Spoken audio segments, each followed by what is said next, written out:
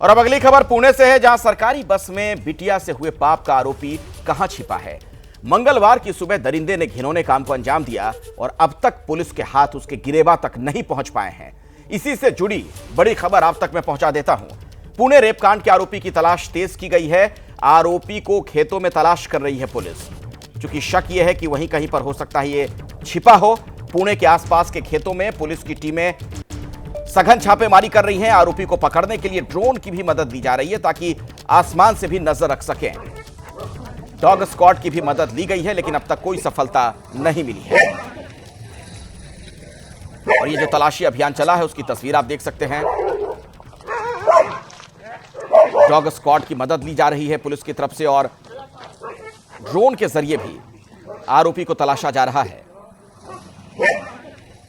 एक ऐसी घटना जिसने पुलिस प्रशासन, सरकार सभी को सवालों के घेरे में ला खड़ा किया है। 2 दिन से ज्यादा समय गुजर चुका है, अब तक कोई अता पता नहीं आरोपी का। अब उसकी तलाश के लिए आप देखिए पुलिस किस तरीके से दबिश दे रही है। सघन छापेमारी जारी है।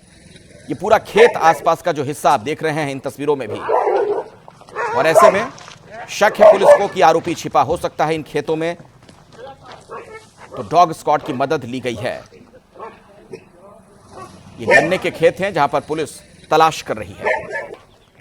तो पुणे रेप केस का आरोपी फरार और उसकी तलाश में पुलिस, ड्रोन की मदद भी ली जा रही है ताकि कहीं अगर किसी पेड़ के पीछे, झाड़ियों में, गन्ने के खेत में छिपा हो आरोपी तो आसमान से उस पर नजर रखी जा सके, देखा जा सके उसे कि कहां छिपा है।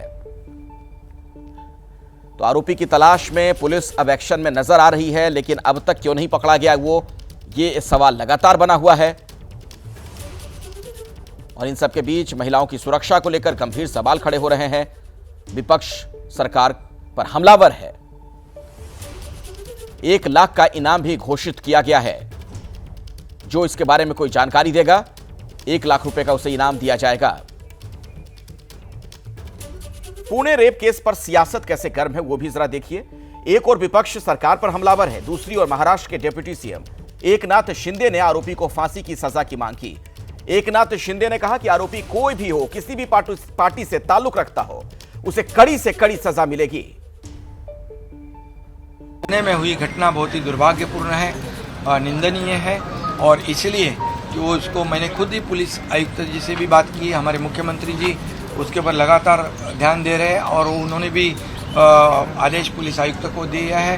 पालक मंत्री अजीत दादा भी इसका फॉलोअप ले रहे हैं और इसमें इसको जल्द से जल्द पकड़ा जाएगा, उसके ऊपर कड़ी कार्रवाई की जाएगी। हमारी लाडली बहनों योजना के लिए 50% एसटी में हमने सहूलियत भी दी, और ऐसे कोई नराधम जो गुनाहगार ऐसे गुनाह करता होगा, तो हमारे लाडली बहनों के ऊपर अत्याचार करता होगा, तो उसको बिल्कुल बख्शा नहीं जाएगा, उसके ऊपर कड़ी कार्रवाई की जाएगी, उसको फांसी की सजा मिलनी चाहिए। ऐसे गुनाहगारों को ऐसी भूमिका सरकार की है।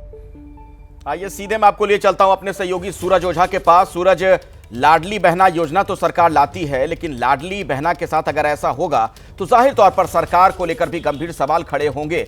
विपक्ष भी सवाल पूछ रहा है, और सबसे अहम सवाल यह कि आरोपी अब तक कहां है, कुछ पता नहीं चल पा रहा है।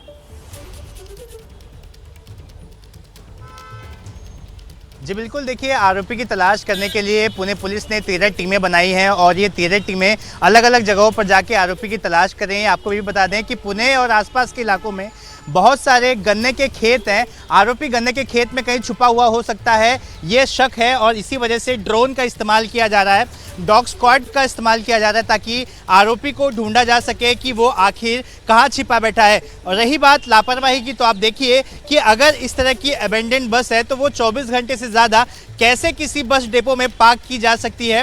और आखिर उस बस में अगर आप ध्यान से देखें तो बस के जो कांच थे, बस के जो शीशे थे, वो भी टेंटेड थे। इसी वजह से अंदर क्या कुछ हुआ वो बाहर किसी को पता नहीं चलता। तो तमाम तरह के लूप होल्स हैं जो अब जाकर दिखाई दे रहा है।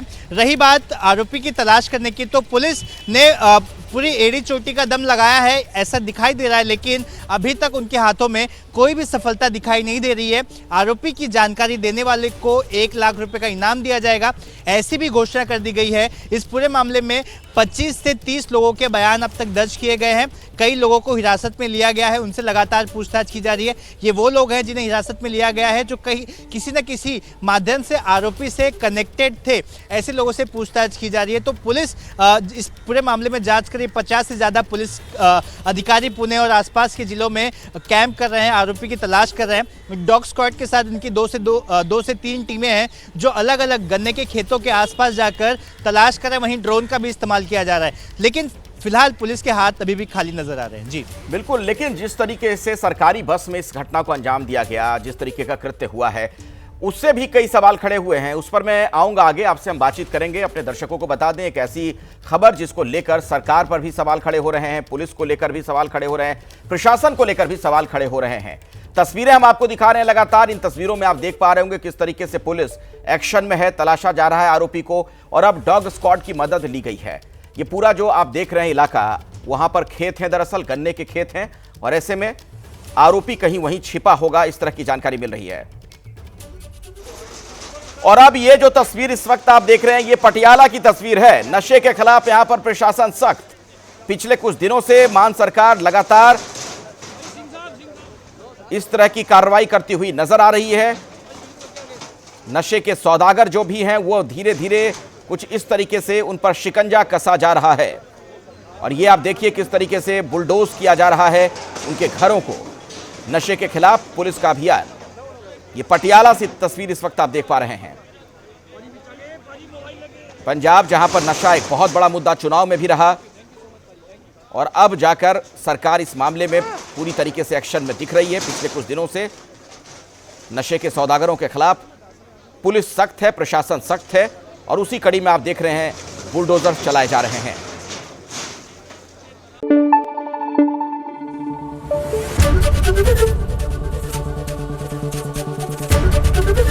एबीपी न्यूज आपको रखे आगे।